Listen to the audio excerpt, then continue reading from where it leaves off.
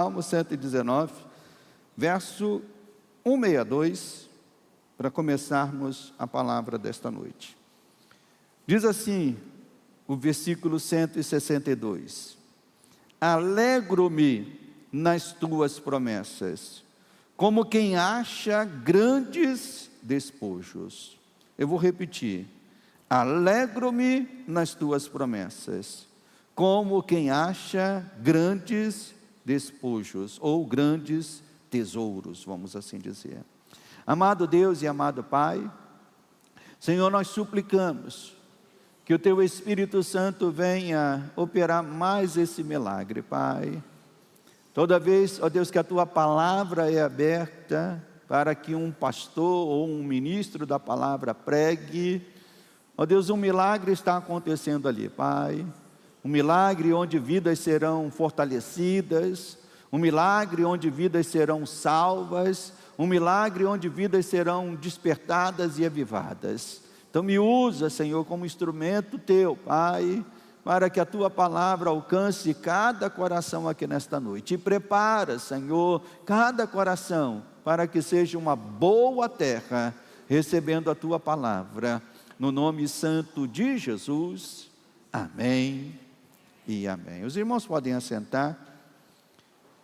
Meus irmãos, fazer promessas faz parte da vida humana. Não há como viver uma vida sem ouvir, receber promessas ou sem fazer promessas. Um rapaz que deseja conquistar uma menina, certamente faz inúmeras promessas que nem sempre consegue cumprir todas elas, né? Eu, quando comecei a namorar com Denise, eu não fiz muitas promessas para ela, né? Mas eu fiz uma promessa de tentar fazê-la a mulher mais feliz do mundo, né? Certamente falhei muito. Ao longo desses quase 40 anos de namoro e casamento, certamente tropecei, ela tropeçou comigo. Como diz o meu cunhado, pastor Marco Antônio, alguns BOs aconteceram, né, para lá, para cá, problemas e tal, mas ainda bem que temos a graça de Deus, amém, meus irmãos? Então, fazemos promessas. Vemos na própria sociedade civil, ela sendo fundamentada em cima de promessas, né? O governante que quer se eleger, e acho que esse ano vai ser ano de eleição de novo, não é isso? Ano de eleição. O governante que quer se eleger, ele faz inúmeras promessas, né? E geralmente promessas desta direção, de que ele será melhor do que o seu antecessor. E nem sempre consegue, né? Então são promessas. Vemos a sociedade civil se formando desse jeito. Até mesmo na relação pais e filhos, as promessas também estão presentes. Um pai, e eu aqui aconselho até os pais não fazerem muito isso, né? Mas um pai que promete que vai levar o seu filho no sábado para ir no parque, se prepara, né? Quem é pai sabe muito bem o que é isso, né? Se prepara, porque no sábado, bem cedo, ele vai acordar e vai dizer: pai, vamos lá, o senhor prometeu, e nós iríamos no parque. Quem tem filhos e já fez promessa para filhos, pode dizer assim: é desse jeito, pastor. É ou não é, meus irmãos, né? Eu me lembro que eu fazia promessas para os meus filhos, dizendo: olha, vamos ali na Vila Olímpica, aqui de Caxias, né? E chegava no sábado, eu tinha que levá-los lá, né? Para poder brincar. Então o filho acorda, todo animado. Quando lemos esse salmo, meus irmãos, o Salmo 119, por que o pastor escolheu esse salmo como base para a nossa palavra? A palavra promessas é uma palavra muito valiosa na Bíblia, né? A própria fé cristã, ela está muito ligada à promessa que Deus nos faz. Obviamente que promessa com P maiúsculo, que é a grande promessa da nossa salvação, a grande promessa da nossa redenção. Mas a palavra promessa, ela aparece muitas vezes na Bíblia, né, falando de um Deus que cumpre as suas promessas. E somente aqui neste salmo, e é por isso que o pastor escolheu esse salmo, somente nesse salmo ela aparece 8 vezes. Né? Em todo o Salmo 119 nós encontramos a palavra promessa 8 vezes. E quando a palavra promessa está associada à pessoa de Deus, essa palavra ela ganha uma outra conotação. Ela ganha uma conotação em um sentido firme, um sentido garantido. E isso produz uma alegria real. É diferente quando você vê um programa político e você vê 300 políticos fazendo as suas promessas, aquilo para a gente entra como uma palavra que entra e sai sem importância, sem muita importância.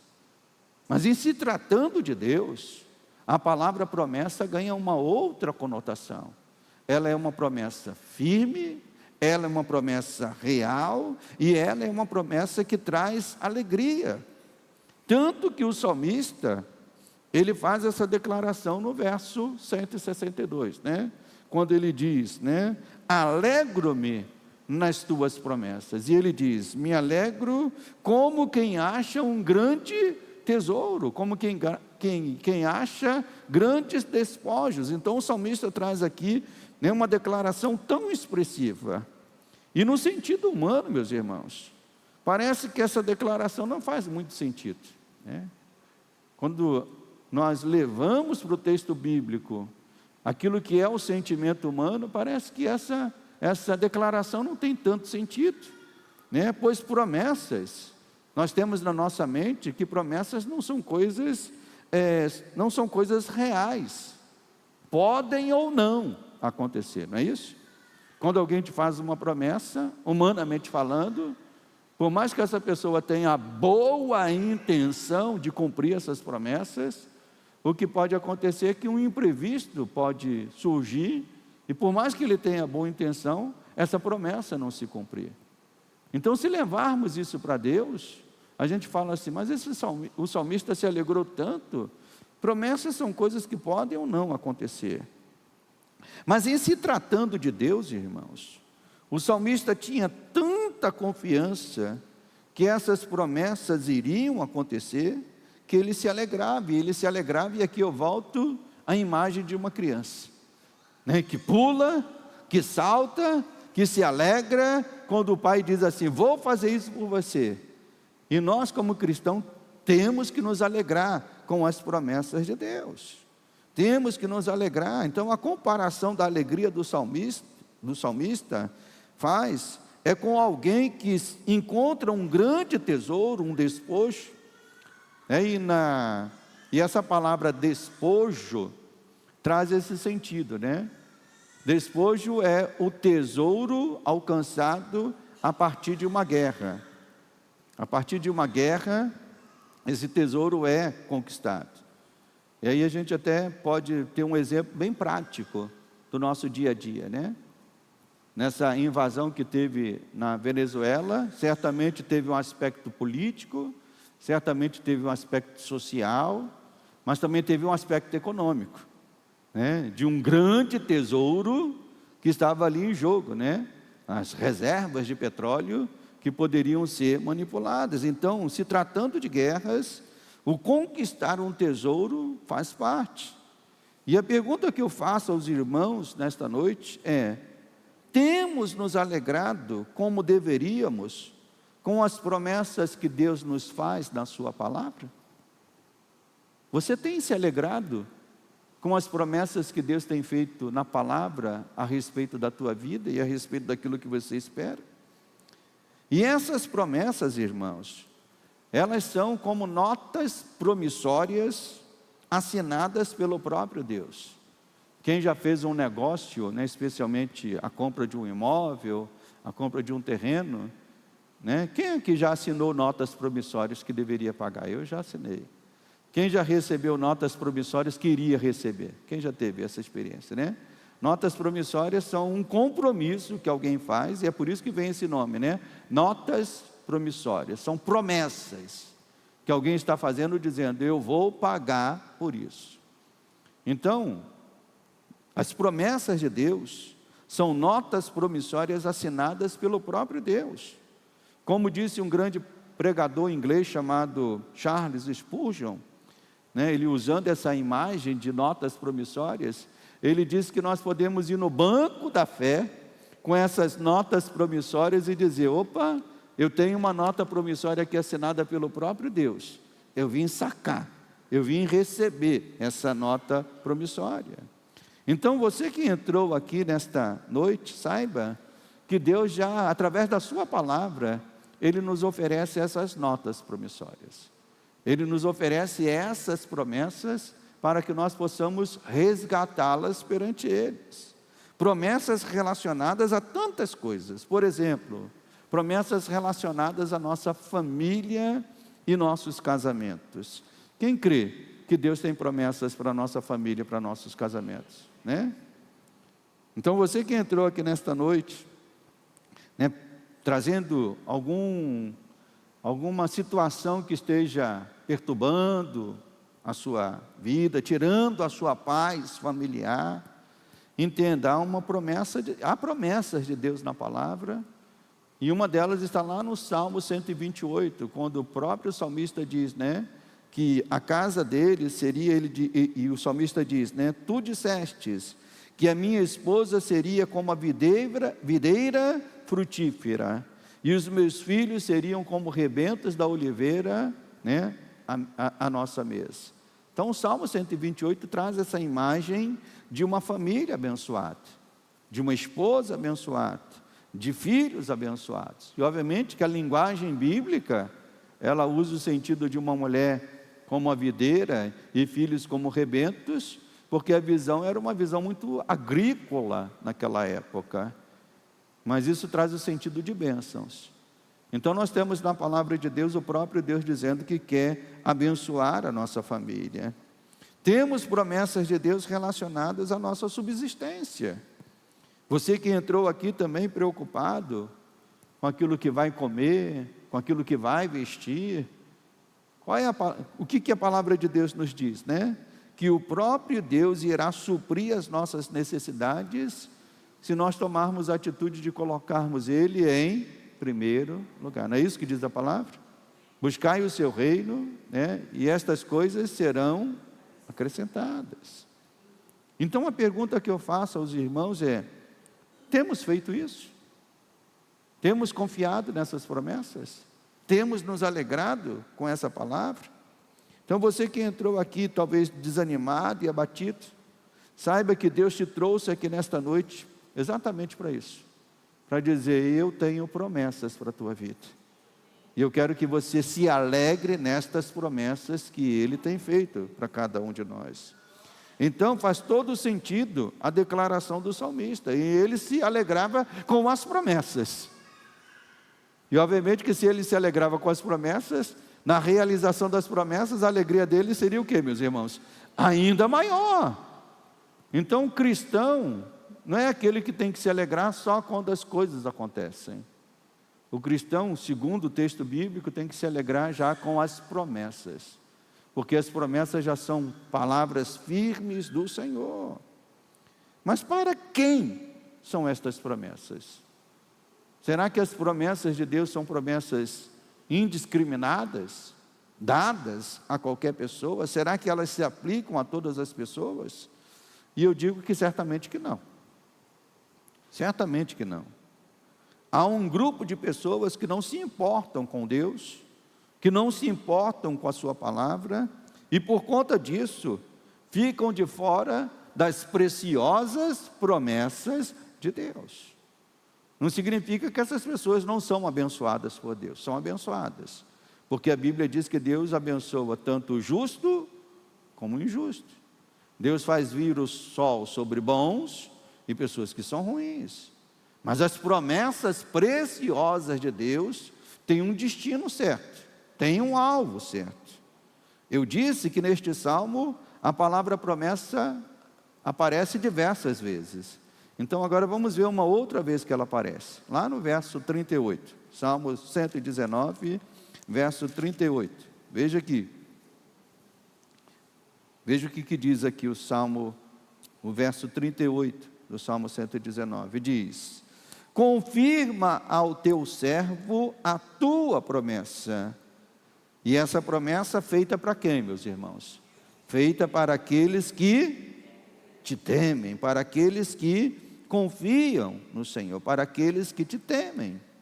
Então, temer a Deus é algo que nos habilita para recebermos e requerermos as promessas de Deus para a nossa vida.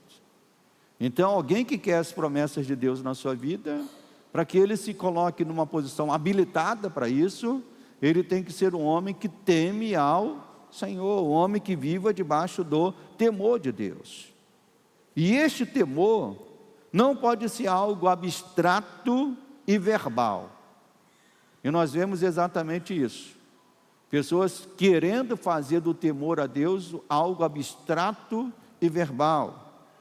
Infelizmente, esse é um pensamento que muitos têm e acham, né? Muitas vezes numa expressão ou numa referência verbal e superficial para enganar a Deus. Talvez você escute muitas pessoas que dizem temer a Deus e dizem isso da boca para fora. Quem conhece pessoas assim? Que dizem que temem a Deus, mas tem até aquela reverência verbal, né?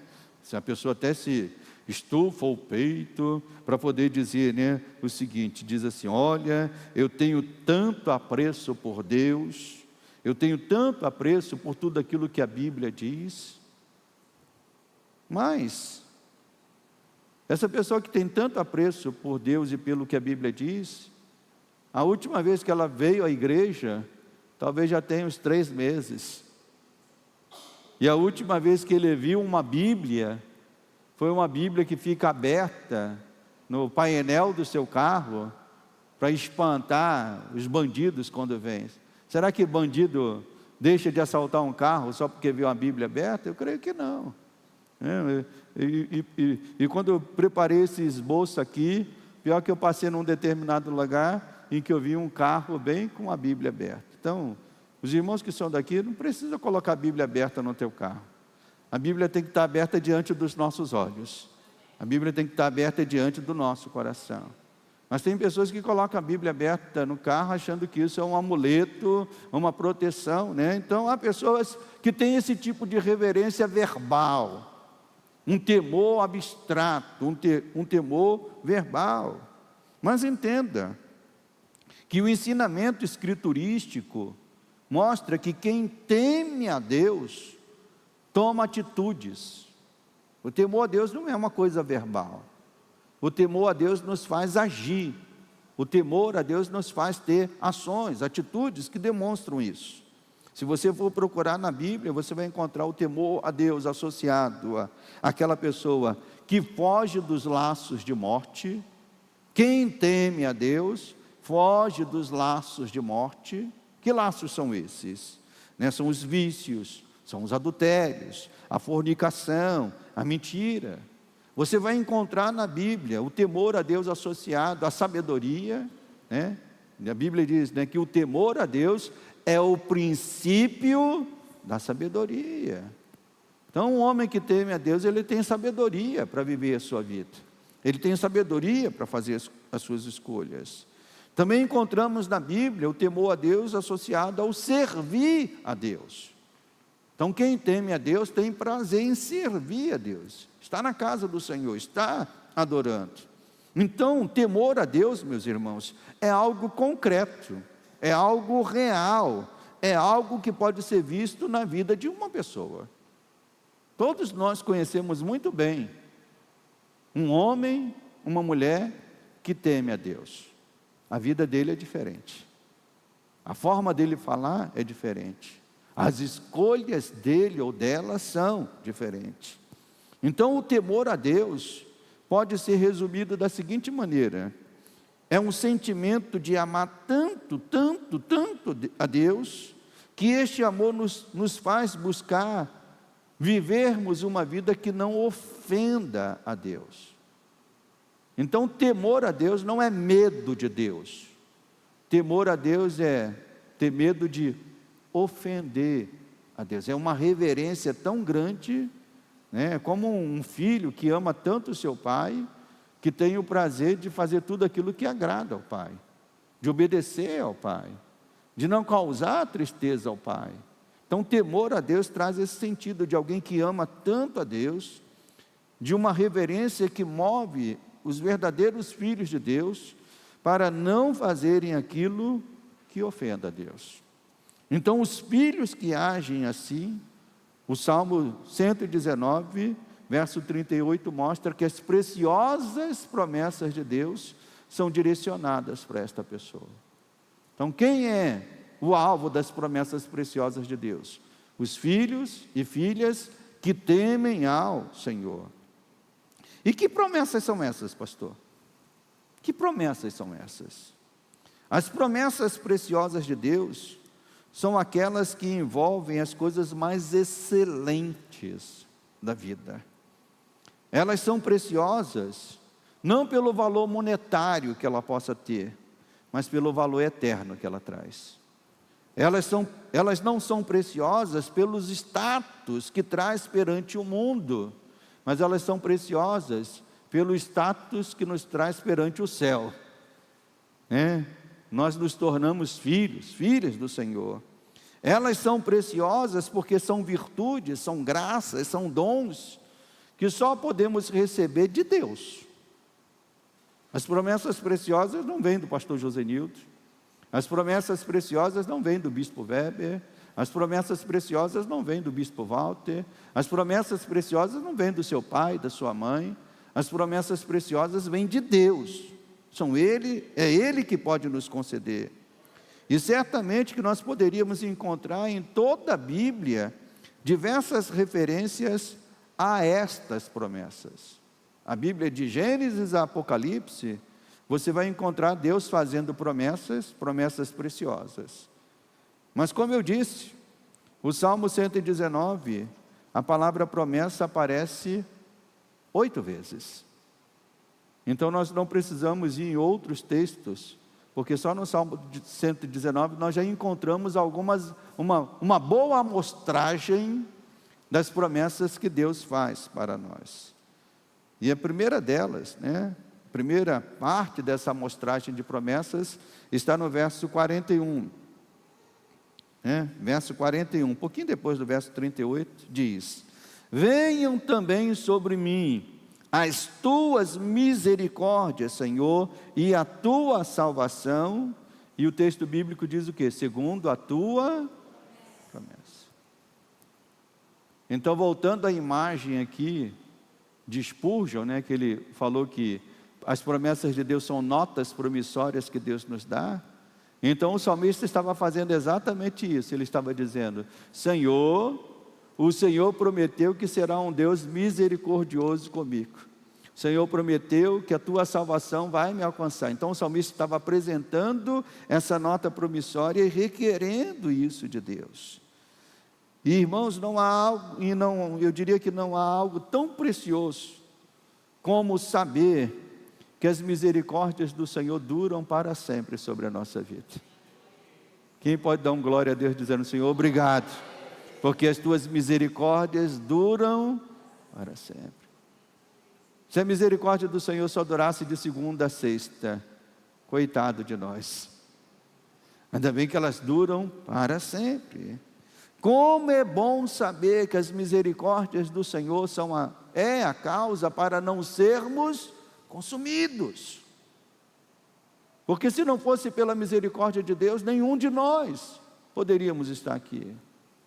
Como é bom saber que as misericórdias do Senhor se renovam a cada manhã, que você pode acordar e você pode orar e dizer: Senhor, obrigado por tua misericórdia. Na minha oração devocional matutina, uma das frases que eu costumo dizer: Senhor, obrigado por me colocar de pé mais um dia. A tua misericórdia está me visitando, a tua misericórdia está me sustentando. Então nós estamos aqui nesta noite, meus irmãos, porque a misericórdia do Senhor se renovou sobre nós nesta manhã. Se não fosse a misericórdia de Deus, nem da cama você teria levantado, não teria conseguido fazer nada.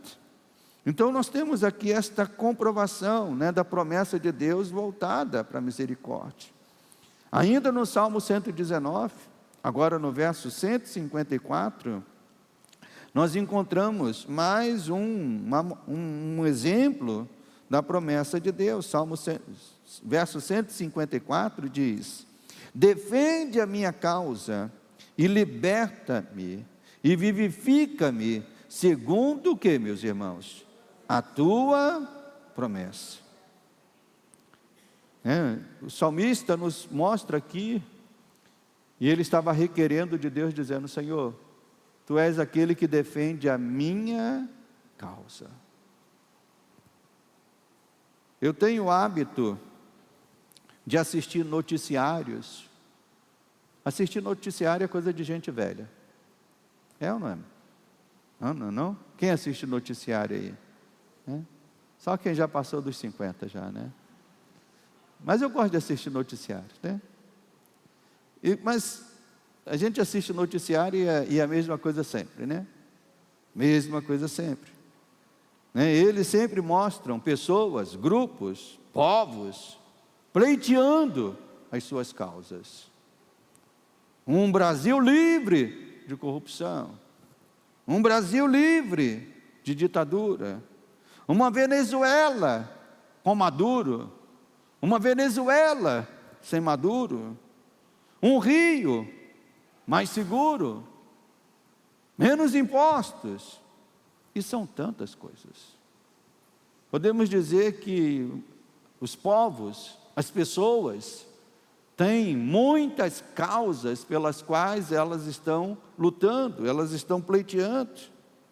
E ainda que algumas destas causas, irmãos, sejam causas boas, nós como cristãos, seja que causa for, e obviamente que você pode ter a sua opinião, obviamente que você pode ter o seu sentimento a respeito delas, mas nós como crentes devemos entender, que os nossos olhos precisam se voltar sempre para Deus e dizer: Senhor, é em Ti que eu espero que a minha causa seja resolvida.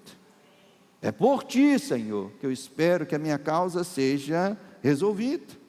Então, neste verso, nós encontramos esta promessa de um Deus que peleja pelas nossas causas, mas encontramos também, vamos voltar aqui ao verso 154, Ele defende a nossa causa, liberta-me e vivifica-me segundo as Tuas promessas. Então o texto também fala de libertação e de vivificação. Quantas são as vidas, irmãos, que precisam ser libertas? E quando nós falamos de libertação, a libertação, alguém pode falar: ah, pastor, mas eu já sou um homem livre, sou um homem liberto, fui salvo por Jesus. Glória a Deus por isso. Mas isso não significa que outras libertações não precisem acontecer na nossa vida. Quantas são as vidas que precisam ser libertas de medos?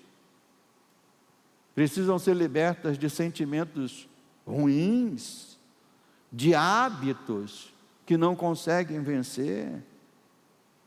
Ontem eu liguei para um irmão querido que está liderando a igreja lá de Santa Cruz, o nosso missionário Leones.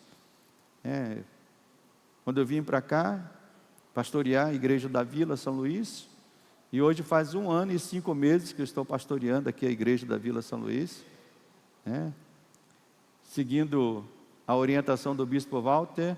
Depois de 2 anos é que as coisas estariam, dentro da visão do bispo Walter, que as coisas estariam mais normalizadas nessa relação pastor e nova igreja. Então, graças a Deus que falta poucos meses, graças a Deus, Então, 1 ano e 5 meses. Mas para eu poder vir para cá, pastor Josias teve que ir para a igreja do Lote 15, pastor Josias pastoreava a igreja de Santa Cruz da Serra. E mandamos um diácono que está fazendo a sua formação no seminário para pastorear a igreja na congregação de Santa Cruz da Serra. E ontem eu liguei para ele porque eu soube que ele sofreu um assalto no dia 31, indo para a igreja. O carro dele, ele parou, o filho dele parou com o carro para buscar um parente no meio do caminho, e nessa parada do carro, bandidos vieram, abordaram, levaram o carro, notebook. Ainda bem que o carro não era o carro deles, era um carro da empresa, então a empresa tinha seguro, resolveu. Mas o susto, E aí, conversando com ele, ele estava dizendo, olha, a Rosângela, que é a esposa dele, ela ficou com medo, né? Ficou com medo até mesmo de sair, medo, né, de fazer o caminho que normalmente costuma fazer para ir para a igreja. Isso no dia 31. Mas aí ele estava falando, mas graças a Deus que ela já está melhorando, pastor. E aí eu disse para ele, graças a Deus que ela tem o Espírito Santo. Graças a Deus que ela tem essa promessa de Deus. De que é o Deus que nos liberta, meus irmãos. Nos liberta de medos. Quem já teve esse sentimento, quem já passou por essa situação sabe. Eu já sofri um assalto, eu me lembro que... Aí eu contei para o diácono Leones uma experiência que eu e Denise tivemos, muitos anos atrás. Fomos no aniversário de um filho, de um membro da igreja lá de Lote 15, e voltando ali pelo Washington Luiz, na época que a Washington Luiz não era iluminada, não tinha aquelas luzes, um carro emparelhou comigo e tentou me forçar para ir para o canto, para poder, né, me roubar, mas graças a Deus que eu consegui me desvencilhar, entrei numa agulha, fugi deles, né? Mas eu me lembro que, aí eu contei isso para o diácono Leones, que a Denise falou assim, amor, a gente vai para a igreja, mas eu nunca mais quero fazer aquele caminho. Eu falei, minha filha, se a gente não fizer aquele caminho, a gente vai ter que dar uma volta. Eu falei, não pode. É porque ela ficou com medo. Mas graças a Deus que nós temos a promessa de Deus, de que Ele é um Deus que nos liberta de medos, de sentimentos e de qualquer coisa que esta vida possa querer nos lançar. Então o salmista está dizendo aqui, né, no verso 154, ele diz, o Senhor defende a minha causa, o Senhor me liberta, o Senhor me vivifica segundo as tuas promessas. Então eu pergunto aos irmãos e às irmãs, quem é que faz isso? É o nosso Deus.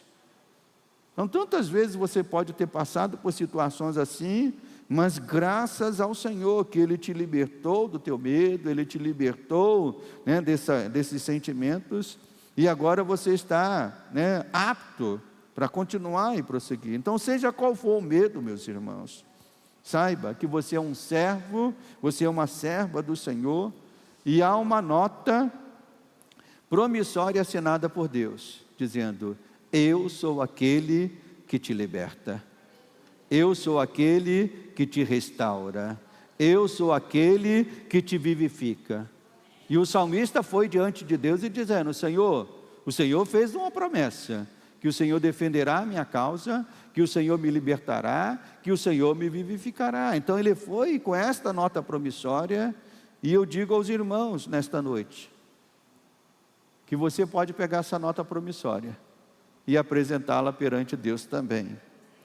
Mas alguém pode perguntar, pastor, será que estas promessas são realmente para mim?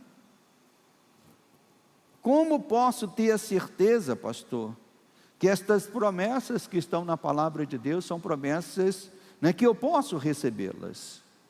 Deixe-me dizer uma coisa aos irmãos. Deus sabia que essa pergunta seria feita. A Bíblia diz que Deus conhece a nossa natureza, essa natureza duvidosa, essa natureza temerosa, essa natureza que demora a acreditar. Deus sabia disso. Deus sabia que homens e mulheres iriam fazer essa pergunta, né, dizendo, será que essas promessas são para mim? Será que eu posso recebê-las? Deus sabia que esta pergunta seria feita, e Ele deixou já uma resposta nas Escrituras para ela. E essa resposta está lá em 1 Coríntios, no capítulo 1, perdão, 2 Coríntios,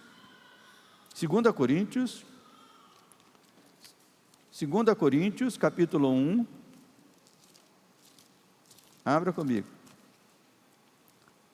Segunda carta de Paulo aos Coríntios, capítulo 1, versos 18 a 20. Diz assim, o apóstolo Paulo escrevendo a uma igreja, que era uma igreja problemática, que era uma igreja também que trazia muitas dúvidas, o apóstolo escreve dizendo, Antes, como Deus é fiel, a nossa palavra para convosco não é sim e não, porque o Filho de Deus, Cristo Jesus, que foi por nosso intermédio anunciado entre vós, isto é, por mim, Silvano e Timóteo, não foi sim e não, mas sempre nele houve o que, meus irmãos? O sim. E olha o que o apóstolo declara: porque quantas são as promessas de Deus, tantas tem nele o que, meus irmãos? O sim, porquanto também por ele é o amém, para a glória de Deus, por nosso intermédio. Então Paulo faz essa declaração, que as promessas de Deus já têm um sim estabelecido, e esse sim está estabelecido na pessoa e na obra de Cristo. Aquela igreja estava em dúvida se aquilo que Paulo estava dizendo iria de fato acontecer, e Paulo, inspirado pelo Espírito Santo, deu essa resposta, dizendo: olha, aquilo que eu estou falando, vocês não precisam tomar como apenas minha palavra, mas vocês têm que entender que essas palavras, essas promessas já têm em Cristo, sim. Da mesma forma, o pastor está pregando nesta noite, essa palavra aos irmãos, não baseando em algum poder que esteja em mim, mas mostrando aos irmãos que na certeza de Cristo Jesus, essa palavra se faz fiel também para nós. Então, da mesma forma que Paulo falou aos coríntios, dizendo: em Cristo nós temos o sim, eu como pastor digo aos irmãos: em Cristo nós temos o sim. O sim para todas as promessas que Ele nos faz em sua palavra. Deus cumpre as suas promessas. Deus faz cumprir as suas promessas em todas as gerações e em todos os lugares, por meio de Cristo Jesus. Não importa se é em Corinto, se é em Atenas, se é em Nova York, ou se é no Rio de Janeiro, é Cristo que carrega o sim de Deus. O sim para as promessas que Deus tem feito a nós. E Ele se coloca nesta posição, meu irmão e minha irmã, porque o maior sim que Cristo podia dar, Ele já deu por meio da sua entrega na cruz do Calvário, quando veio morrer por nós. A Bíblia nos ensina que o Pai idealizou o plano. E que plano foi esse? Salvar pecadores como nós. O Pai idealizou o plano: vou salvar pecadores, vou salvar vidas, Vou salvar vidas para a eternidade. Mas foi o Filho que se levantou para respaldar o plano. Foi o Filho que disse: o Pai planejou, mas o Filho disse: eu irei e morrerei, para que através da minha morte e ressurreição, esses possam receber a grande salvação que o Pai idealizou. Então o Pai idealizou, o Filho realizou. Então nós temos o grande sim de Deus, e esse grande sim está em Cristo Jesus. Então é por isso que o próprio Pai faz uma promessa para nós. Abra comigo agora João, capítulo 3, verso 35, para que você veja a grande promessa que o Pai faz para nós. João 3, verso 35 e 36. Diz assim: o Pai ama ao Filho, e todas as coisas tem confiado às suas mãos. Por isso, quem crê no Filho tem o que, meus irmãos? Tem a vida eterna. O que todavia se mantém rebelde contra o Filho, não verá a vida, mas sobre ele permanece a ira de Deus. Então, de todas as promessas que Deus tem feito a nós, esta é a promessa mais preciosa. Você pode dizer: eu tenho uma promessa preciosa de Deus para a minha família, eu tenho uma promessa preciosa de Deus para o meu casamento. Mas entenda que na valoração das promessas de Deus, a promessa mais preciosa é a nossa salvação. E é a promessa mais importante e mais preciosa. Então de nada adianta alguém querer que Deus cumpra as promessas que Ele tem feito para a nossa família, para a nossa saúde, para o nosso trabalho, se essa promessa for desprezada. A promessa que eu mais quero que se cumpra na minha vida é a promessa que Cristo fez na cruz do Calvário. Então, você realmente crê que Deus pode e quer cumprir as promessas que Ele fez para a tua vida? Quem realmente crê nisso? Que Deus pode e quer. Relembrando o salmista, o que o salmista disse? Que as promessas de Deus provocavam nele uma alegria tão grande, que era como uma alegria de encontrar um grande tesouro. E essa tem que ser a nossa postura, meus irmãos, a respeito das promessas que Deus tem feito através da sua palavra. Então o meu desejo, ainda que você saia daqui andando normalmente, mas eu quero que a partir dessa palavra você saia daqui como uma criança no teu espírito, saltando, se alegrando, porque as promessas de Deus são firmes, as promessas de Deus são garantidas. E então era por isso que o salmista se expressou que tal como uma criança que ouve do pai, que vai levar ele no parque, assim tem que ser a nossa postura diante das promessas. E o filho faz isso porque não duvida do pai. Então, diante daquilo que nós estamos pregando aos domingos à noite, nós podemos dizer: temos razões para confiar em Deus, neste ano que se projeta diante de nós. Você tem um ano todo pela sua frente, se projetando, com tantas coisas que vão acontecer. E a pergunta é: como é que eu vou enfrentar esse ano que está à minha frente, pastor? Eu digo: você tem razões para confiar em Deus. Tantas coisas que irão acontecer, mas você tem essa garantia que o Pai já prometeu. Eu quero que você saia daqui com algumas notas promissórias, que o Pai já prometeu para você. E que notas promissórias são essas, pastor? Deus prometeu que estará conosco.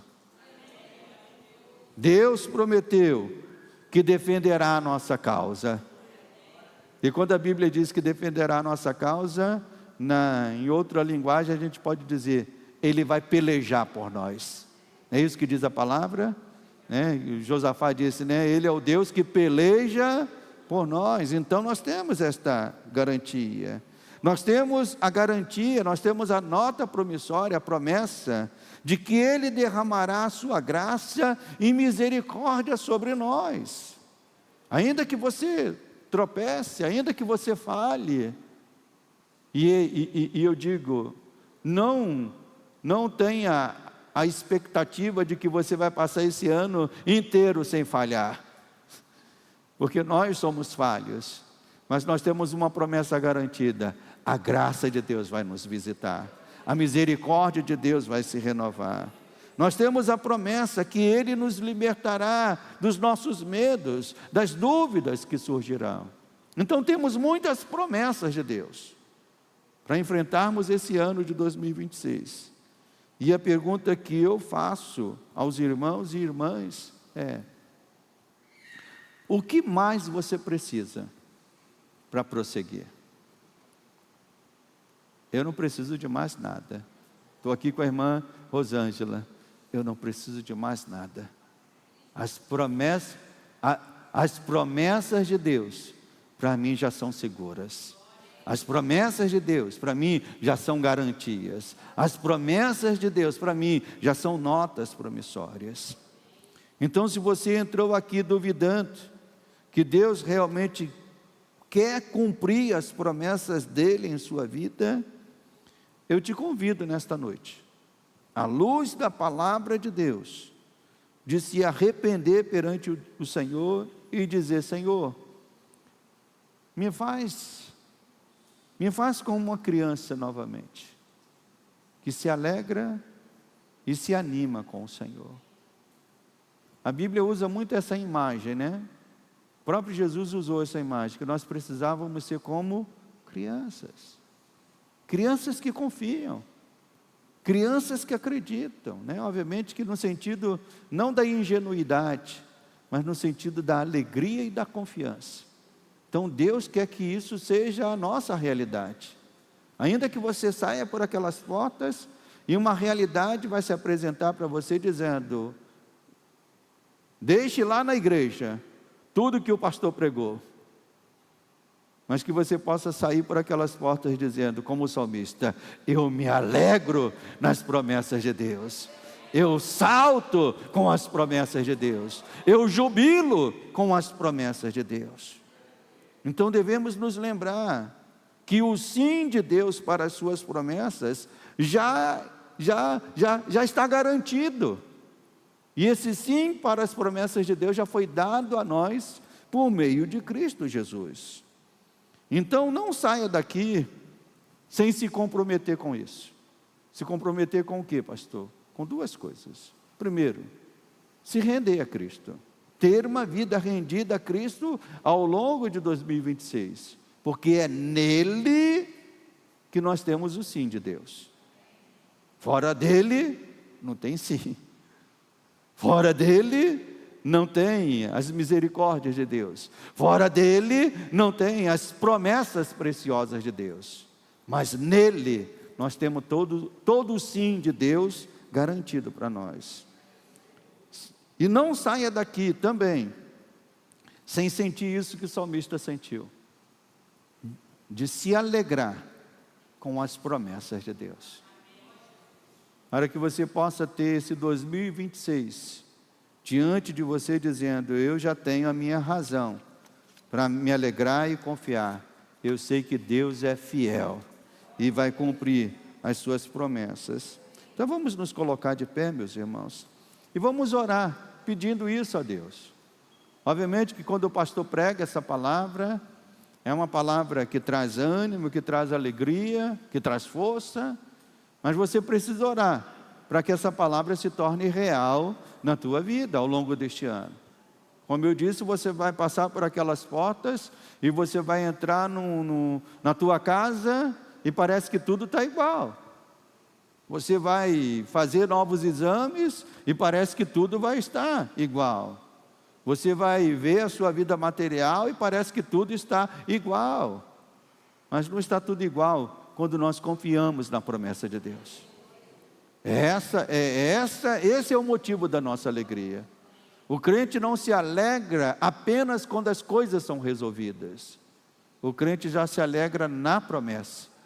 Porque a promessa de Deus é garantida, é firmada, é uma nota promissória que Ele assina e concede a todos nós.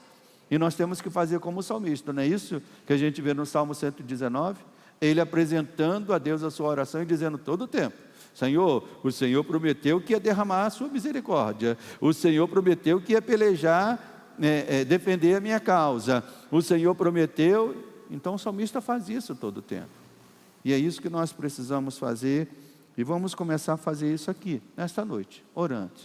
Então aí do seu lugar você vai fechar os teus olhos e vai começar a colocar perante o Senhor as promessas que Ele tem feito para a tua vida, para a tua família, para esse ano de 2026.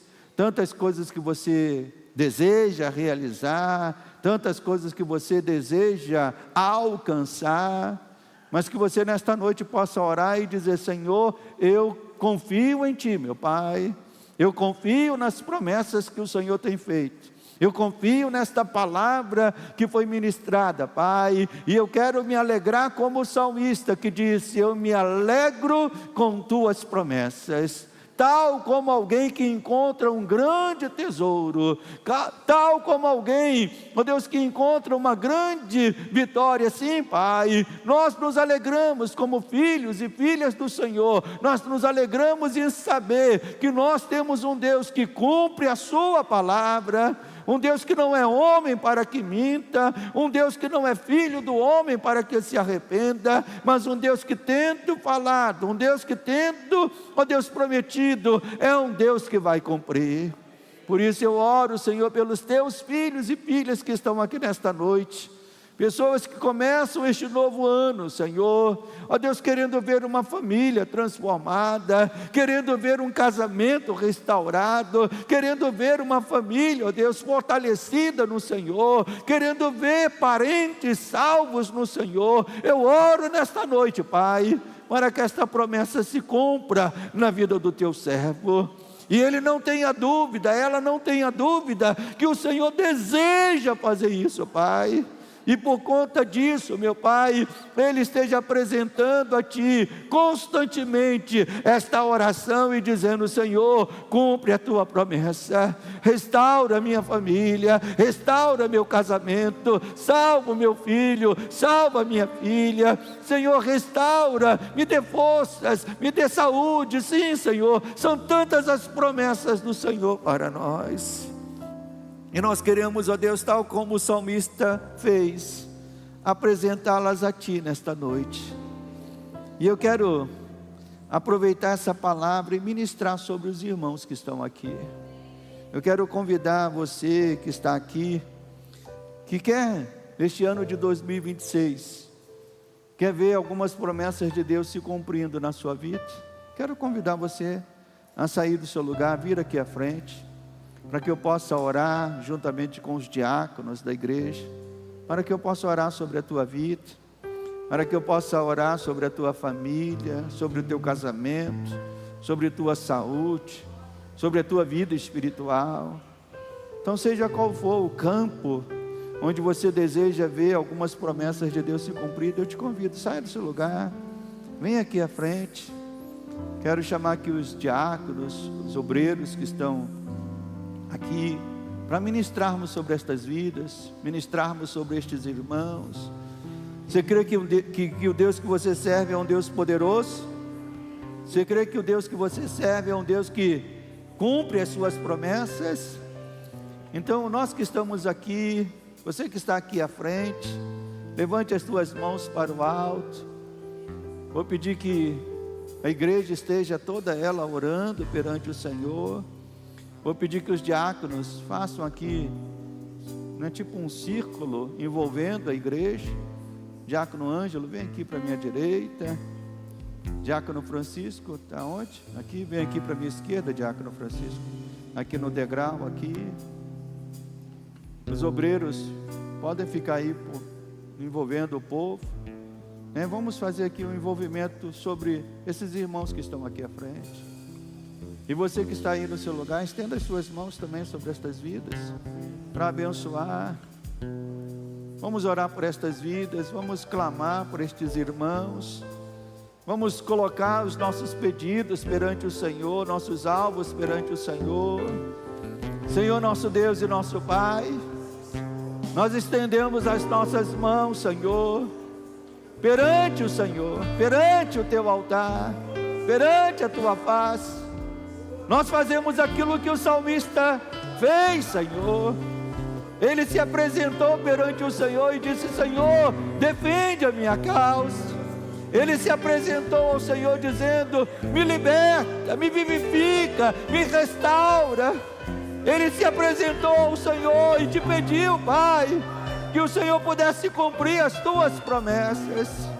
E eu oro, Senhor, por estes irmãos e irmãs que estão aqui, ó Deus, diante do Teu altar, não confiando na palavra de homens, mas estão aqui confiando na Tua palavra, nessa palavra que é firme, nessa palavra que é real, nessa palavra que é motivo de alegria para nós, Senhor.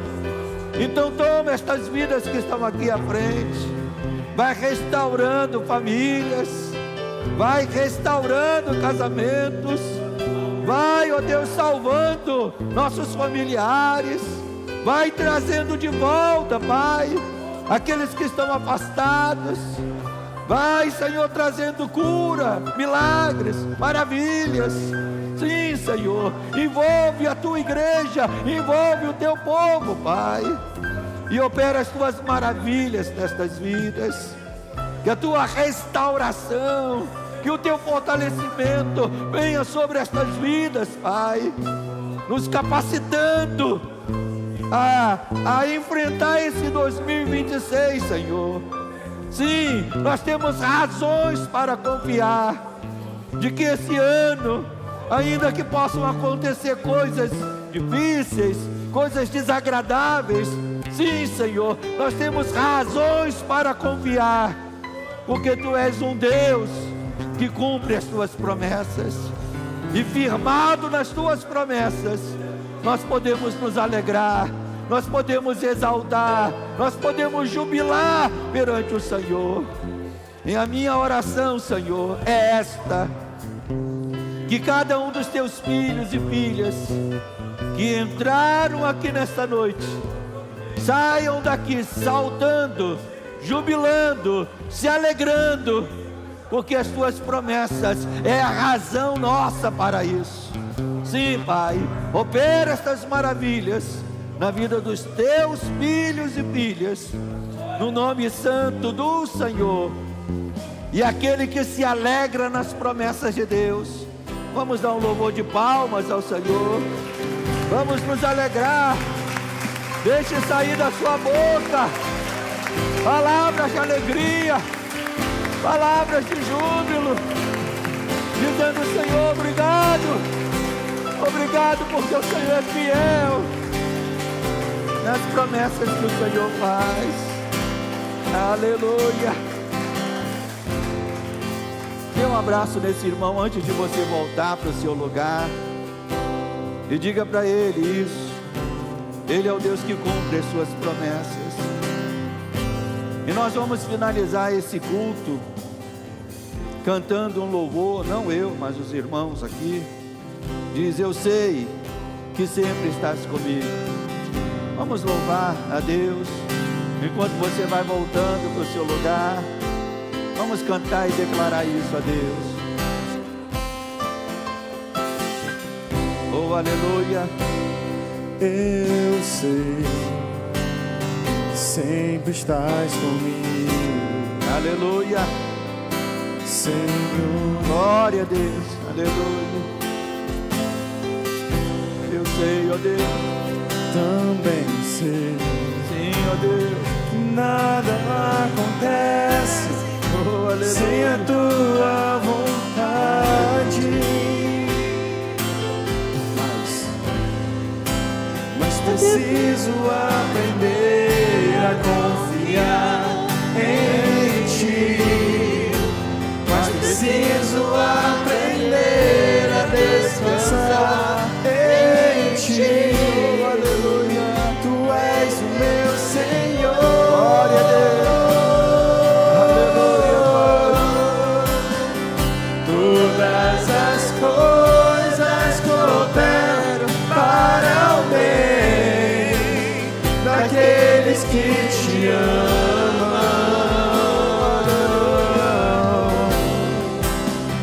Todas as coisas cooperam para o bem daqueles que te amam.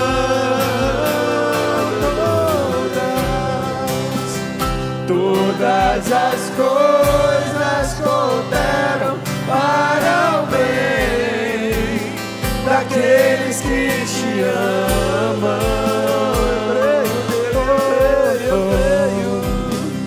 Todas as coisas cooperam para o bem daqueles que te amam.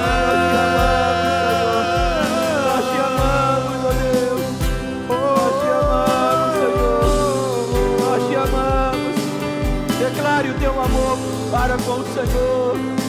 Declare a tua alegria para com o Senhor. Diga: obrigado, meu Deus. Obrigado, meu Deus. Eu sei que sempre estás comigo, Senhor. Eu também sei Que nada acontece sem a tua vontade. Mas preciso aprender a confiar em ti. Mas preciso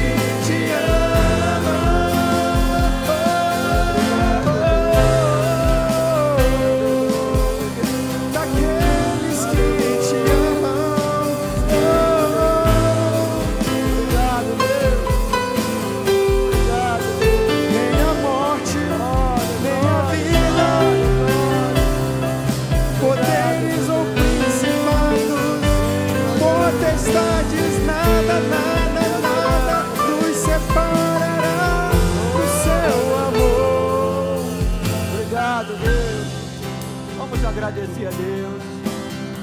Vamos bendizer ao Senhor. E como pastor dos irmãos, eu peço isso: que você saia daqui saltando, jubilando, porque as promessas de Deus são firmes, fiéis.